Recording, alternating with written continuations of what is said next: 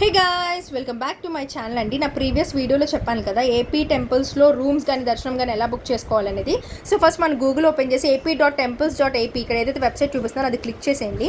First వచ్చిన link open చేసేయండి. Open చేయగానే ఇక్కడ మనకి ఏపీ టెంపుల్స్ అని ఒక వెబ్సైట్ అయితే ఓపెన్ అవుతుంది.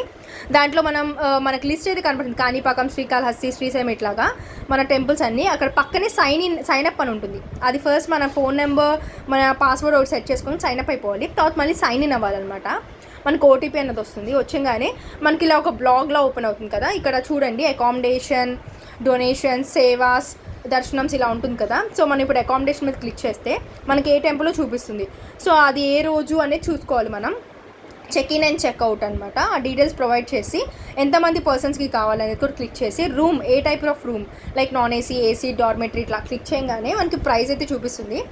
సో కింద బుక్ నౌ అని వస్తుందండి.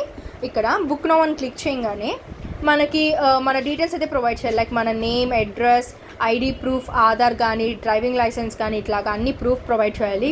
Photo ID, upload ID proof ఇలా అన్ని డీటెయిల్స్ ఇవ్వగానే కన్ఫర్మ్ బుకింగ్ అని క్లిక్ చేయగానే మనకి ఇక్కడ ఫోన్పే ఉంటే ఫోన్పే, భారత్ పే ఇట్లా చాలా ఉంటాయి.